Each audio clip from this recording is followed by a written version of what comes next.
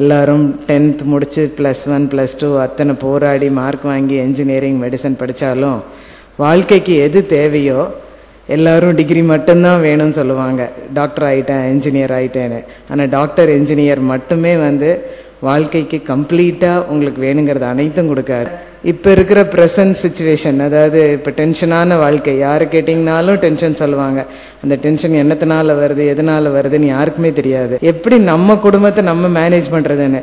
காலம்பரம் எந்திரிச்சு எல்லாம் போயிடுறோம். ஈவினிங் எல்லோரும் ஒரு பறவைகள் எப்படி எல்லாம் சாயந்தரம் ஆனால் கூண்டுக்கு வருது, அது மாதிரி ஒரு வீடுன்னு ஒன்று வச்சுக்கிறோம். அங்கே எல்லோரும் மீட் பண்ணுறோம், எல்லாம் சேர்ந்து சாப்பிட்றோம். சம்டைம்ஸ் சேர்ந்து கூட சாப்பிட்றதில்ல எல்லார் வீட்லேயும்.